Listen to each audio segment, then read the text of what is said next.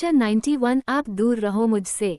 अब आगे। अगली सुबह के 9 बजे सिमी के रूम का गेट नॉक होता है। बाहर गीता जी सिमी को अभी तक नीचे न आने के कारण उसे बुलाने आई थी।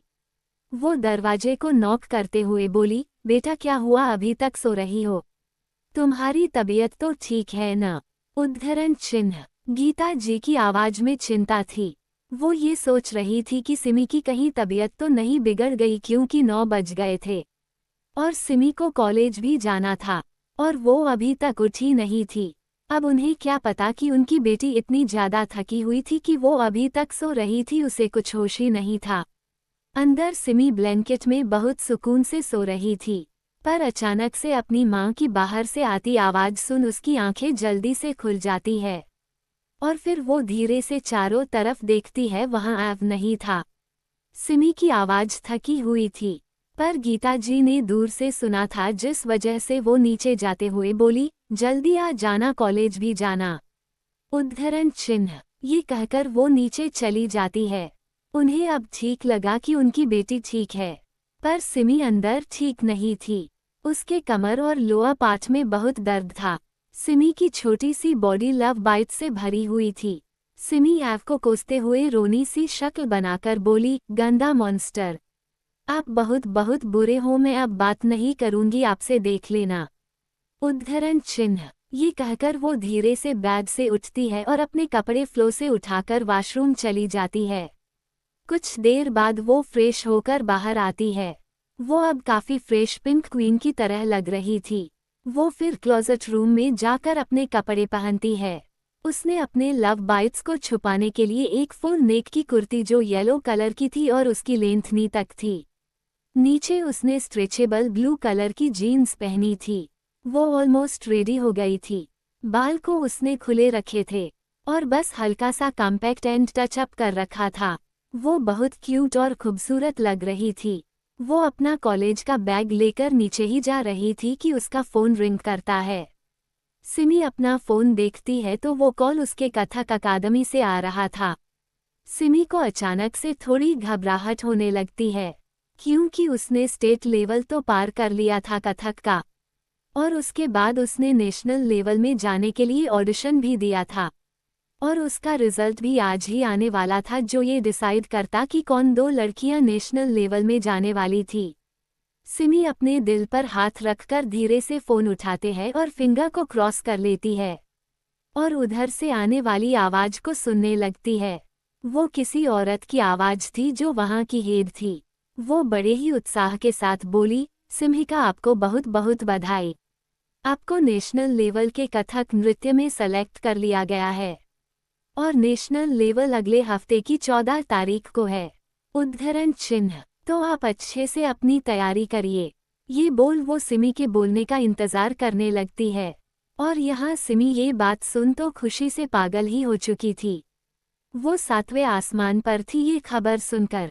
वो जल्दी जल्दी खुशी से बोली, थैंक यू मैम, और मैं पूरी मेहनत करूंगी नेशनल लेवल के लिए। Thank you so much. उद्धरण चिन्ह। उधर से वो औरत उसे बेस्ट ऑफ लक बोलकर कॉल कट कर देती है और सिमी खुशी से चिल्लाते हुए नीचे जाने लगती है।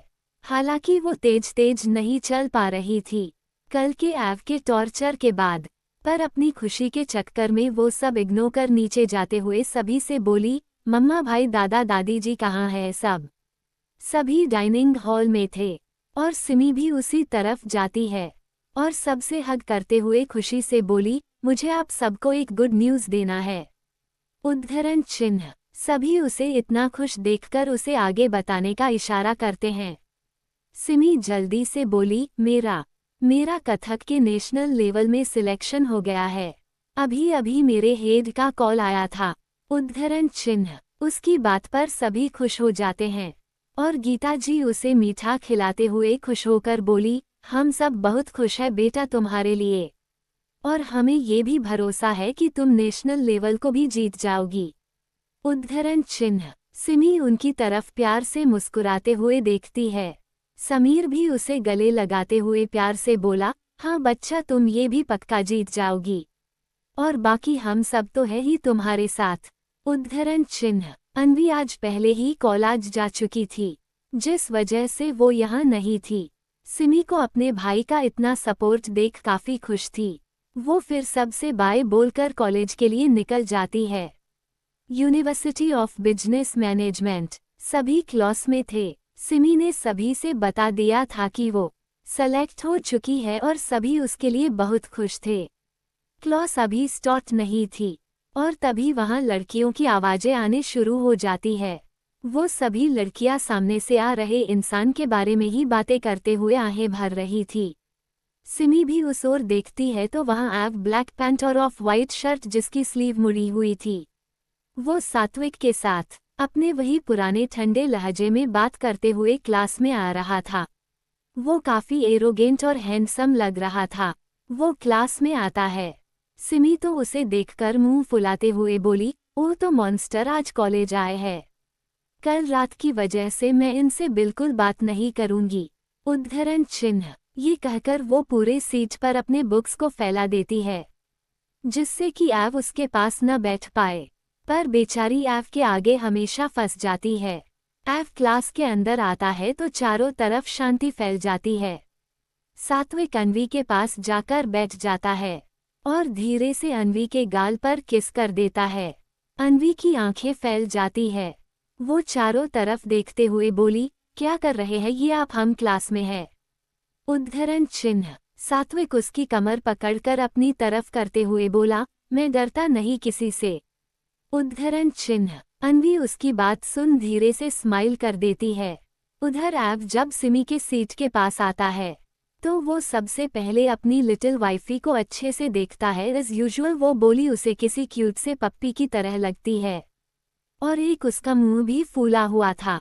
एव समझ जाता है कि उसकी क्यूट लिटिल वाइफ ने क्यों मुंह फूला रखा है। वो सबसे पहले तो उसके सीट से सारी बुक्स को उठाता है जो उसने ही फैलाए थे।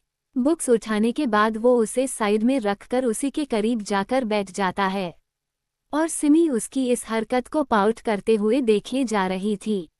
वो उससे दूर जाते हुए बोली, मुझे आपसे कोई बात नहीं करनी, आप दूर रहो मुझसे। उद्धरण चिन्ह। एव उसे एकटक देख रहा था। वो आगे उसे बिना कुछ कहे अपनी बुक्स निकालकर उसको पढ़ने लगता है। सिमी को लगा था कि उसका मॉन्स्टर उसे प्यार से मनाएगा और उससे सॉरी बोलेगा, पर वो तो अपनी बुक्स निकालकर उसे पढ़ रहा था। सिमी और ज्यादा चिढ़ जाती है और वो एव को गुस्से से घूरते हुए अपने बुक्स के पन्ने को जानबूझकर तेज तेज पलटते हुए पढ़ने लगती है।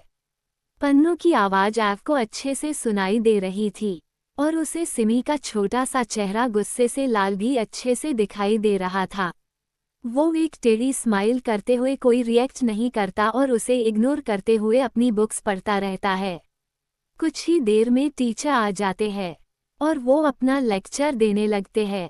एव का पूरा ध्यान लेक्चर पर था पर सिमी का मुंह बना हुआ था अभी तक, क्योंकि एव उसे मना नहीं रहा था और सिमी को इतनी आदत थी एव के अटेंशन की जिस वजह से वो एव की चुप्पी सह नहीं पा रही थी। कुछ ही देर में क्लास खत्म होती है और सिमी अपनी बुक्स अपने बैग में रखने लगती है, पर तभी उसके सामने एक बड़ा सा बॉक्स आता है और उस बॉक्स को देखकर सिमी की आंखें चमकने लगती है और एक बड़ी सी स्माइल उसके चेहरे पर आ जाती है। तो क्या है उस बॉक्स में और क्या एव मनाएगा सिमी को? 92 चीकू। अब आगे। सिमी उस बॉक्स को अपनी बड़ी बड़ी टिमटिमाती आंखों से देख रही थी और फिर वो जल्दी से अपने बैग को साइड में रखकर उस बॉक्स के ऊपर किसी बिल्ली के बच्चे की तरह तुरंत अपनी तरफ खींच लेती है। वो बॉक्स को देखते हुए क्यूट सी आवाज में बोली, ये मेरे लिए है। एव उसे इतना खुश देखकर बस एक शब्द बोला, हम। सिमी खुश होकर जैसे ही एव के तरफ देखती है तो उसे अचानक से याद आता है कि वो तो उससे गुस्सा थी और वो इतनी जल्दी कैसे मान सकती है, पर वो अपनी मोस्ट फेवरेट चॉकलेट और क्रीमी पेस्ट्री से को भी नहीं बोल सकती थी अपने गुस्से में। उसे पता था कि उसका मॉन्स्टर यही ट्रिक अपनाएगा उसे मनाने के लिए, और ये दोनों चीज सिमी की कमजोरी थी जिसे वो चाहकर भी मना नहीं कर पा रही थी। पर उसने हिम्मत करके अपने मुंह में आ रहे पानी को इग्नोर कर धीरे से उस बॉक्स टाइट पकड़ते हुए बोली, वो मैं आपसे अभी भी गुस्सा हूं, पर इसकी वजह से आप ये बॉक्स मुझसे मत लेना। उद्धरण चिन्ह। ये कहकर वो जल्दी से अपने छोटे छोटे हाथों से उस बॉक्स को अपने पीछे छुपाकर अपनी बड़ी बड़ी पलकें झपकाकर उसके बोलने का वेट करने लगती है। एव उसकी इन क्यूट सी बच्चों वाली हरकतें बिना किसी इमोशन के देख रहा था। वो उसे ध्यान से देखते हुए थोड़े रुड टोन में बोला, अच्छा तो तुम मेरा गिफ्ट भी लोगी और मुझसे गुस्सा भी रहोगी हम्मम। उद्धरण चिन्ह। सिमी मासूमियत से अपनी पलकें हाँ में झपकाते हुए बोली, हाँ मैं उसे लूंगी भी और आपसे गुस्सा भी रहूंगी जब तक आप मुझे सॉरी नहीं कह देते। उद्धरण चिन्ह। ये कहकर वो बिना एक पल गवाए जल्दी से उस बॉक्स को अपने बैग में रखकर अपने बैग को सीने से लगा लेती है कि कहीं वो उससे छीन न लें। एव उसकी इन हरकतों पर हल्की सी स्माइल करते हुए बोला, seriously you want that I said to sorry you. उसे ऐसे स्माइल करते देख सिमी का मुंह और फूल जाता है और वो गुस्से से सीट से उठते हुए क्यूट सी आवाज में बोली, यस आई वॉन्ट। और जब तक आप नहीं कह देते मैं न आपके पास बैठूंगी और न आपसे बात करूंगी। ये कहकर वो जल्दी से अनवी और अहाना के साथ कैंटीन चली जाती है बिना एव को देखे। एव सिमी के इस बिहेव से बहुत गुस्सा हो गया था। वो उससे सॉरी कहने को बोल रही थी अखंड वाधवा को, जो किसी के आगे कभी झुकता नहीं है, और अब वो उसे अपने आगे झुका रही है। एव उसे जाता देख अपने मुट्ठी को भींचते हुए बस इतना बोला, ये बेवकूफ लड़की। उद्धरण चिन्ह। सात्विक शिविन जो उन दोनों को ही कब से नोटिस कर रहे थे, वो दोनों एव के पास आते हैं और सात्विक एव से बोला, चीकू क्या हुआ, क्या किया है तूने उसके साथ जो वो गुस्से से चली गई। उद्धरण चिन्ह। शिविन उसकी बात को काटते हुए बोला, अरे भाई गई तो गई, हमारी वालियों को भी साथ ले गई। मैं अभी आहना के साथ फैमिली प्लानिंग कर रहा था और अब वो चली गई। उद्धरण चिन्ह। ये बात उसने बहुत दुख के साथ बोला था। उसकी बात सुनकर एव और सात्विक उसे बुरी घूरने लगते हैं और सात्विक उससे बोला, तू यहाँ पढ़ने आता है या फैमिली प्लानिंग करने? हाँ। उद्धरण चिन्ह। शिविन बेशर्मी से बोला, यार सेटल तो हो ही चुका हूँ और 2 साल में ये भी कंप्लीट हो जाएगा, तो इसलिए मेहनत अभी से ही करनी होगी ना फैमिली आगे बढ़ाने के लिए। उद्धरण चिन्ह। उसकी बेशर्मी भरी बात सुनकर सात्विक लाचारी से अपनी गर्दन हिला देता है और एव उन सब को इग्नोर करते वहां से जाते हुए बोला, मैं प्रिंसिपल ऑफिस जा रहा हूँ और तुम दोनों को जो कहा था उसकी इन्फॉर्मेशन मैं आने के बाद लूंगा। उद्धरण चिन्ह। ये कहकर वो चला जाता है तो शिविन सात्विक की तरफ देखते हुए न समझी में बोला, ये अब उसकी इन्फॉर्मेशन क्यों निकलवा रहा। सात्विक कुछ सोचते हुए बोला, उसके दिमाग में क्या चल रहा है ये वही जानता है। उद्धरण चिन्ह। उसके बाद दोनों अपना सर हिलाकर अपने काम में लग जाते हैं। उधर कैंटीन में, क्या नो ऐसा नहीं हो सकता, ये मेरे साथ ही क्यों होता है ऐसा, ओ गॉड प्लीज कुछ करिए। सिमी चीखते हुए ये सब बोले जा रही थी। अनवी अहाना उसे परेशान देखकर शांत कराते हुए अनवी बोली, सिमी पहले तुम शांत हो जाओ, हम कोई रास्ता निकाल लेंगे और तुम ये पहले खाना बंद करो इतना सारा। उद्धरण चिन्ह। सिमी टेंशन में बस खाए जा रही थी और चिल्लाए जा रही थी। वो एव का दिया हुआ एक्सपेंसिव क्रीमी पेस्ट्री खाते हुए टेंशन में बोली, अनवी तुम्हें पता है न, जब मैं टेंशन में होती हूँ तो मैं बहुत खाती हूँ, तो मुझे मत रुको और प्लीज कुछ करो। उद्धरण चिन्ह। आहना कुछ सोचते हुए बोली, एग्जाम कैंसल करवाना इम्पॉसिबल है क्योंकि सारे स्टूडेंट्स की प्रिपरेशन और एडमिट कार्ड्स वगैरह भी डिस्ट्रीब्यूट हो गए हैं और अथॉरिटीज़ भी उसमें कुछ नहीं कर सकते क्योंकि ये यूनिवर्सिटी फॉरेन यूनिवर्सिटी से एफिलिएटेड है, तो मुझे नहीं लगता कि एग्जाम पोस्टपोन होगा। उद्धरण चिन्ह। सिमी उसकी बात सुन रोने लगती है और रोते हुए बोली, आहना दी मेरा सपना है कथक के नेशनल लेवल में जाना और अब अगर ऐसा होगा तो मैं क्या करूंगी। मुझे बिल्कुल उम्मीद नहीं थी कि मेरा कंपटीशन उसी दिन होगा जिस दिन मेरे एग्जाम्स होंगे और मेरे पास तो न पढ़ाई करने का टाइम है और न ही कथक प्रैक्टिस का। उद्धरण चिन्ह। वो सिसकते हुए एक सांस में ये सब बोल गई। उसे रोता देख दोनों को अच्छा नहीं लगता और अनवी उसे हग करके शांत कराने लगती है, पर सिमी का गोरा छोटा सा चेहरा अब तक रो रो कर लाल हो चुका था। उसकी आंखें भी। वो सच में परेशान थी क्योंकि उसे अभी कथक के लिए कम से कम डेली प्रैक्टिस की जरूरत थी। और वो अभी एग्जाम की भी तैयारी कर रही थी, जिस वजह से वो और रोए जा रही थी। गनीमत ये थी कि उस कैंटीन में उन सब के अलावा कोई नहीं था, वरना सिमी का रोना सुन सब उसी के पास आ जाते। उधर धैर्य के क्लास में 2 सब्जेक्ट धैर्य, शिवी, वीर और चिक्की के सेम थे, जिस वजह से वो सब एक ही क्लास में थे। टीचर अपना लेक्चर कंप्लीट करके जा चुके थे। उनके जाते ही एक हैंडसम सा लड़का जो उसी क्लास का था, वो एक गुलाब का फूल अपने हाथों में लेकर सीधे चिक्की और शिवी के डेस्क पर आया, जहां वो दोनों बैठकर बातें कर स्टडी डिस्कस कर रही थी। वो लड़का उनके डेस्क पर आकर बड़े ही शालीनता से बोला, हेलो। वो दोनों किसी की आवाज़ सुन उस तरफ देखने लगती है, तो वहां उन्हीं का क्लासमेट राहुल खड़ा था। राहुल था तो अच्छा, पर उतना भी अच्छा नहीं था। उसका जो बड़ा भाई था वो जाना माना ठेकेदार और गुंडे से कम नहीं था। राहुल ने शिवी की तरफ देखते हुए कहा, hello Shivi, will you be my girlfriend? Shivi हैरानी से उसे और उसके गुलाब को देख रही थी जो उसके सामने उसने किया था। चिक्की शिवी को धीरे से बोली, वाह यार, तेरे आशिक भी है तो अब सोच मत, हाँ बोल दे, देख कितना हैंडसम भी है। उद्धरण चिन्ह। शिवी चिक्की को घूर कर देखती है तो चिक्की अपने दांत दिखा देती है, और शिवी जैसे ही राहुल को मना करने वाली थी, तभी पीछे से कोई राहुल को खींचकर शिवी के डेस्क से दूर करता है। सभी हैरान होकर उसी ओर देखने लगते हैं, तो वहां धैर्य शिवी को किसी और लड़के के साथ देखकर उस लड़के को अपनी गुस्से भरी आंखों से देख रहा था। राहुल उससे अपने आप को छुड़ाते हुए थोड़े गुस्से से बोला, व्हाट्स रॉन्ग विद यू? धैर्य ने गुस्से से कहा, रॉन्ग ये है कि तू जिससे फ्लर्ट कर रहा है वो मेरी है, तो अब तू निकल यहाँ से। उद्धरण चिन्ह। शिवी शॉक्ड होकर धैर्य की बातें सुनती रह जाती है। वहीं चिक्की और वीर को तो जैसे पता ही था। चिक्की अपने बुक्स को खोलते हुए बेफिक्री से बोली, चलो आखिर मेरा ये पागल भाई भी पढ़ ही गया प्यार में, फाइनली अब मेरी 3 भाभियां हो गई।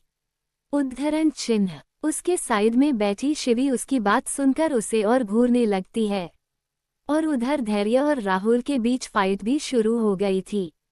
शिवी ये सब देखकर डर रही थी, और जैसे ही उन्हें रोकने जाने वाली थी, टीचर अंदर आने लगते हैं, तो धैर्य और राहुल जल्दी से एक दूसरे से अलग होते हैं। राहुल को ज्यादा लग गई थी, उसके मुंह से खून निकल रहा था। वो बेहद गुस्से से धैर्य को देखते हुए उससे धीरे से बोला, इसका हिसाब तुम सबको अच्छे से देना पड़ेगा। उद्धरण चिन्ह। धैर्य भी उसे घूरते हुए बोला, धैर्य वाधवा डरता नहीं है किसी से, कर लेना हिसाब किताब। फिर दोनों अपनी अपनी सीट पर बैठ जाते हैं। शिवी तो धैर्य को ऐसे देख परेशान हो गई थी। तभी उन्हें टीचर की आवाज़ सुनाई देती है जो कुछ डिक्लेयर कर रहे थे, स्टूडेंट्स, हमें ये बताने में थोड़ा अफसोस है कि आपके एग्जाम्स को पोस्टपोन कर दिया गया है और अब आपका एग्जाम मंथ के लास्ट में होगा, तो आपके पास अब काफ़ी ज़्यादा टाइम है, तो आप सब अब और अच्छे से अपनी तैयारी करें। उद्धरण चिन्ह। ये सुनकर क्लास में कुछ पढ़ने वाले लोग दुखी थे और वहीं बैकबेंचर्स खुशी से हूटिंग कर रहे थे। उन्हीं में से 2 धैर्य और वीर भी बहुत खुश थे, और चिक्की शिवी का मुंह बन गया। उसके बाद टीचर वहां से चले जाते हैं। चिक्की शिवी भी उठकर कैंटीन चली जाती है, और राहुल गुस्से से सीधे कॉलेज से बाहर अपने भाई के पास चला जाता है। उधर सिमी अभी तक सिसक रही थी। उसे यही लग रहा था कि अब उसकी कोई हेल्प नहीं कर पाएगा, पर तभी वहां चिक्की और शिवी वहां उन सब के पास आकर बैठती हैं, और चिक्की मुंह बनाते हुए बोली, यार सारा मूड ही खराब हो गया, सोचा था कि जल्दी से एग्जाम देके सभी अच्छी जगह ट्रिप पर चलेंगे, पर इन लोगों ने एकदम से एग्जाम को मंथ के लास्ट में कर दिया। हाँ, उसने बिना किसी की तरफ देखे ये सब बोलकर कॉफ़ी ऑर्डर कर दी, और वहीं उसकी ये बात सुन शिवी को छोड़ बाकी सब हैरान रह गए। सिमी सबसे ज़्यादा हैरान भी थी और खुश भी थी।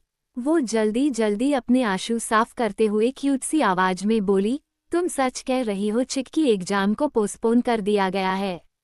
उद्धरण चिन्ह। चिक्की अपने फोन में देखते हुए बोली, हाँ यार क्यूटी, इसी बात का तो दुख है, पर तुम इतनी खुश क्यों हो? उसकी बात बीच में रुक जाती है क्योंकि वो अब सिमी की तरफ देखती है जिसकी आंखें लाल और सूज चुकी थी रोते रोते, और चेहरा भी लाल था। चिक्की जल्दी से फ़ोन रखते हुए बोली, ओह माय गॉड, तुम इतना क्यों रोई हो? कुछ हुआ क्या तुमको? हाँ, जो तुम इतना ज़्यादा रोई हो। उसकी बात पर सिमी कोई ध्यान नहीं देती, बस इस बात से खुश हो जाती है कि फाइनली अब उसे टाइम मिल गया। पर उसे ये तो पक्का से लग रहा था, क्योंकि जहाँ तक ये जरूर उसके मॉन्स्टर ने ही किया होगा, क्योंकि एक वही है जो बिना उसके बताए उसकी सारी प्रॉब्लम्स को तुरंत सॉल्व कर देता था। सिमी को अंदर ही अंदर अब बहुत ही ज़्यादा प्यार आ रहा था। वो बहुत ही खुश थी। पर तभी उसे किसी की बहुत ही कठोर आवाज़ सुनाई दी जो कह रहा था, तुमसे किसने कहा था रोने को? सिमी इतनी सर्द आवाज़ सुन एकदम सहम जाती है और बाकी सब उस ओर देखने लगते हैं।